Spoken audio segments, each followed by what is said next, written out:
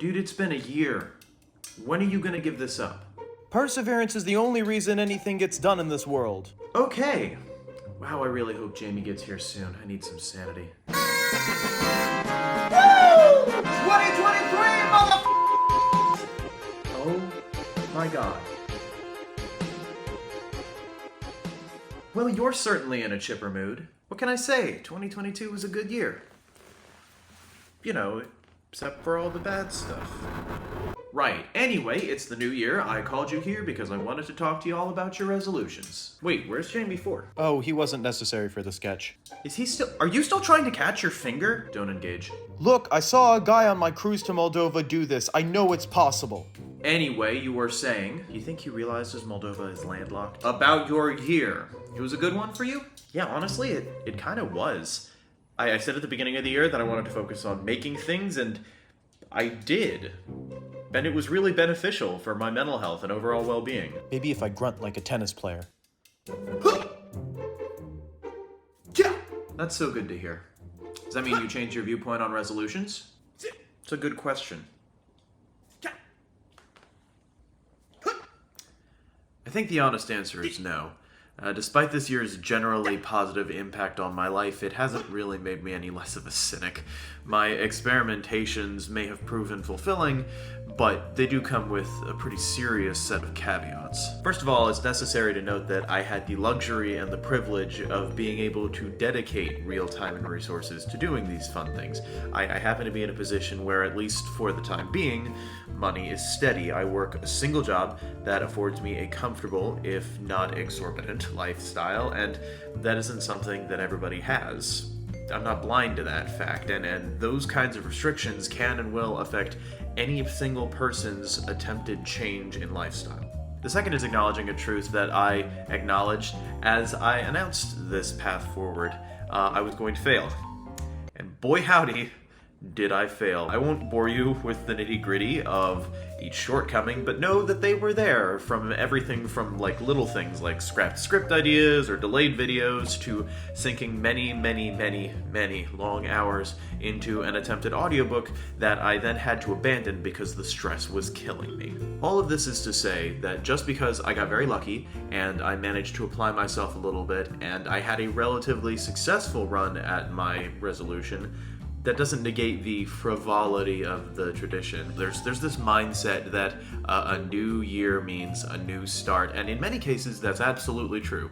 But in just as many, if not more, it's just another day. Now I recognize that this is a pretty gloomy way to start a video discussing the past year, but I think it also highlights the lesson that I took away from doing everything that I did this year.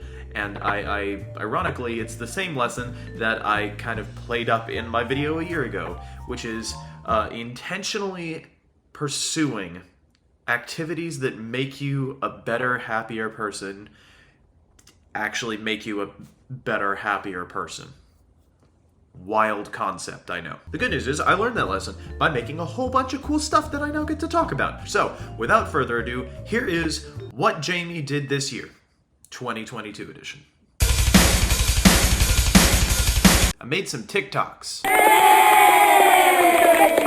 Okay, yeah, everybody and their kid has a TikTok nowadays, but you know what? I really had fun making stupid jokes on this app. It's odd, forgive the pretentiousness, it felt very much like it afforded me some creative wiggle room that I couldn't get from a YouTube channel because of its perceived formality. That's not to say there hasn't been any crossover, mind you. I don't consume much on TikTok, and I won't even begin to pretend like I understand how it works, but it ended up being a really fun space to just try things out. I shared cocktail recipes and cat videos and some very underwhelming jokes that made me very happy. Now on that note, I do need to directly address TikTok for a second, so excuse me.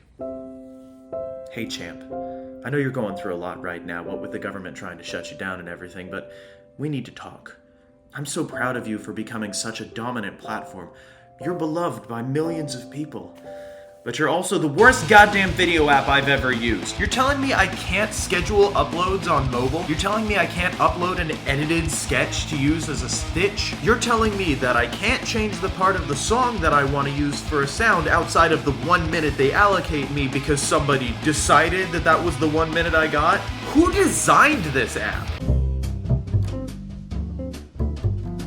This one was more just for me. I started writing a script about my reading experiences this year and all of the books that I had the pleasure or pain of reading. But instead of making that a full video, I'm just gonna do this. Here are my top 5 books of 2022. No spoilers. The Red Arrow is an incredibly intelligent book that deals with the complexities of depression and managing it. While it's fictitious, its approach to presenting the perspectives on its subject matter are very real. There are a lot of necessary lessons and concepts it presents.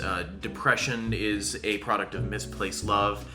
There are connections among humans across space-time that we don't have the comprehension to understand. No idea is truly original. It's a lot to take in.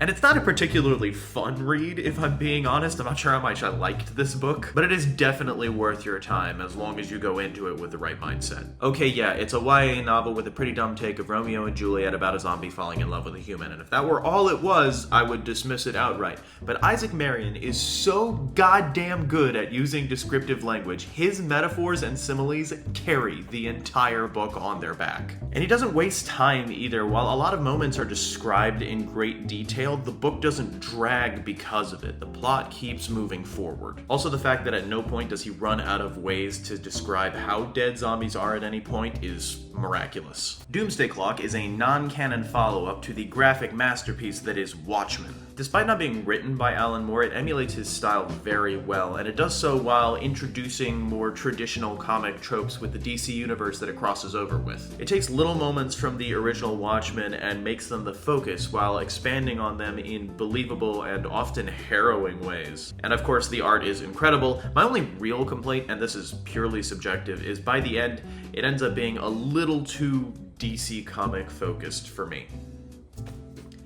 Please go read Watchmen. If you haven't read Watchmen, please go read Watchmen. It's one of my favorite books ever. There's a reason this book was as popular as it was. In anticipation for the admittedly pretty underwhelming film adaptation, I decided that I would reread Where the Crawdads Sing. That's actually why I started reading again this year. It gave me an excuse to jump back in.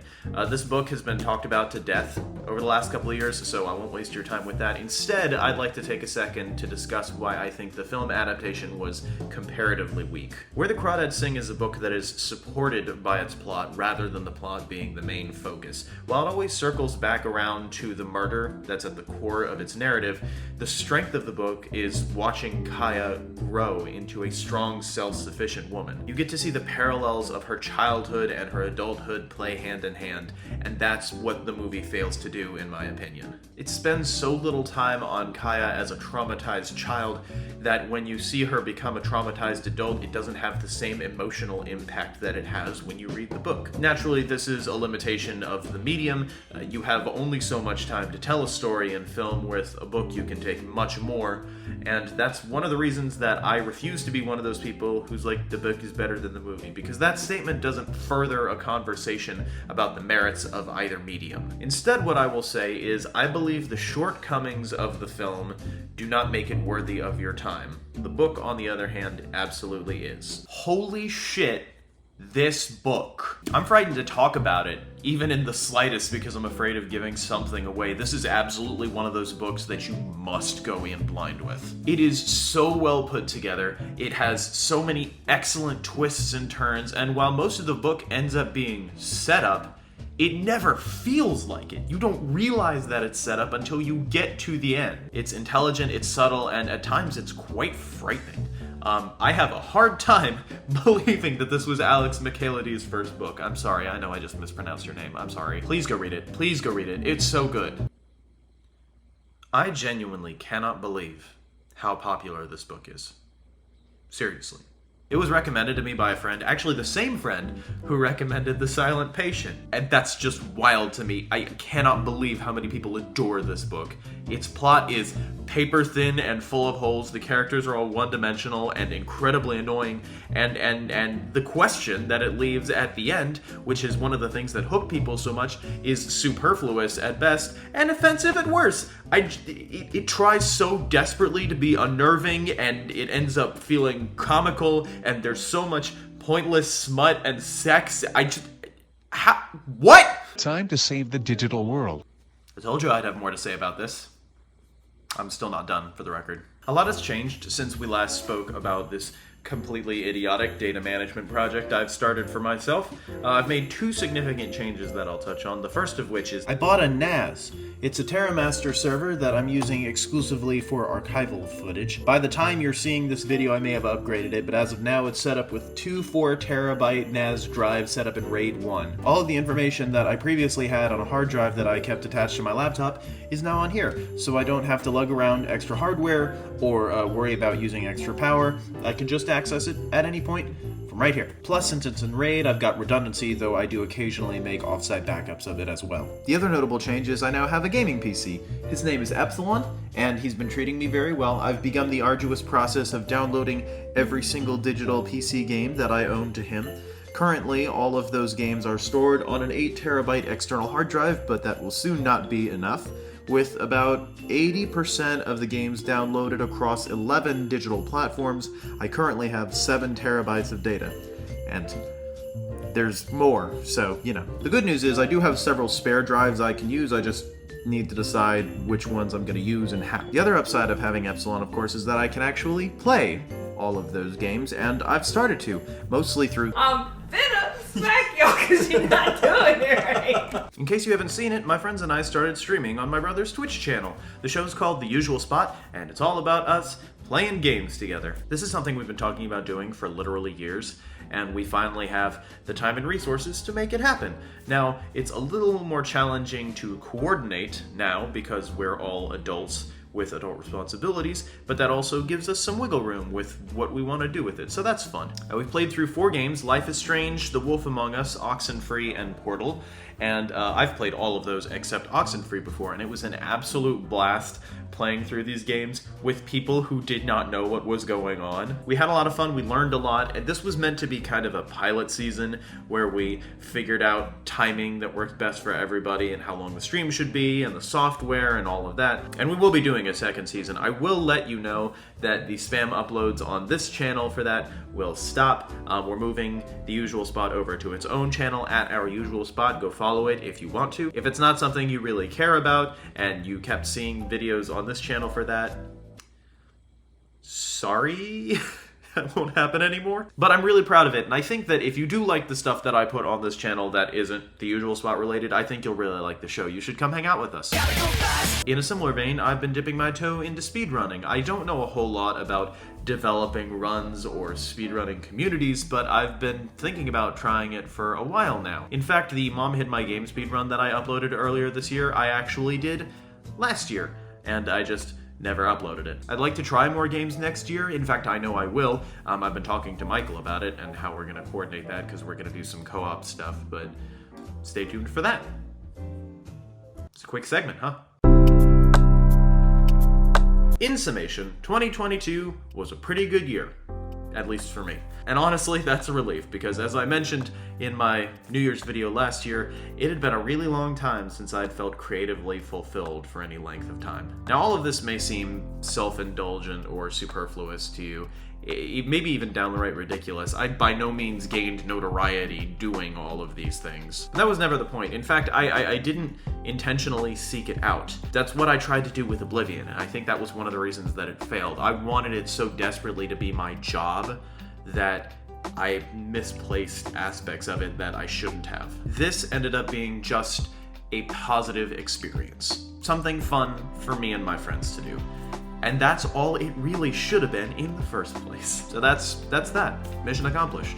I will be deleting myself from the internet now. Thank you for joining me for the last 12 months of silly puns and hangout sessions and cocktails and all of that. It means a lot to me that I had a place where I could just be myself, however exaggerated it may be. I hope you managed to do something fulfilling for yourself too this past year, or for somebody else, or for posterity. And if you didn't, that's okay. There's always next year.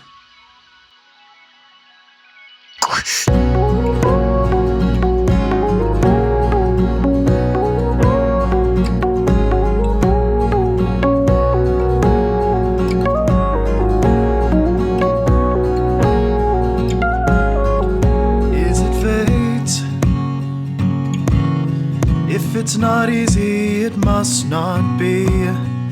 At that age, I cherish the flowers beneath my feet. But then something must have changed in me. I used to feel so light, now I've tried, but just one time.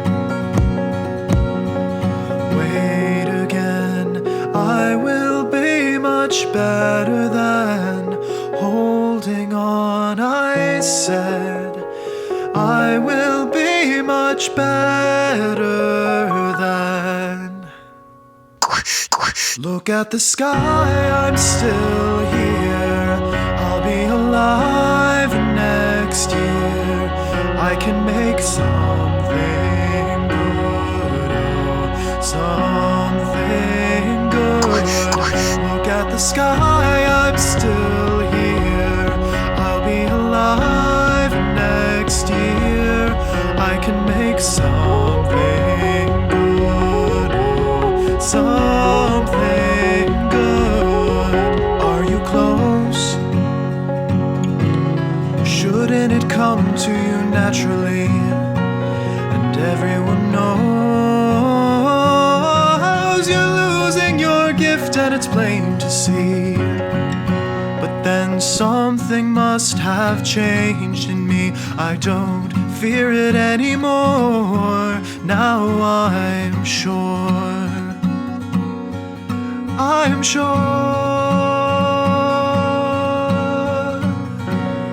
Again, I will be much better than holding on. I said I will be much better than. But then somebody somewhere finds the warmth of summer in the songs you write. Maybe it's a gift that I couldn't recognize. Trying to feel alive.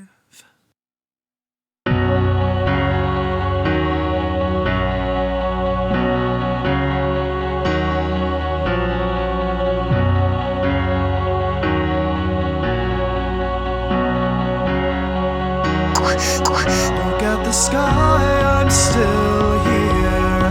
I'll be alive next year.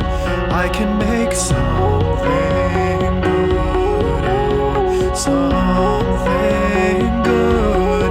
Look at the sky, I'm still here. I'll be alive next year. I can make something good, oh, something good. For the record, that was a joke. Me deleting myself from the internet, not gonna happen. 2023 is gonna be whack.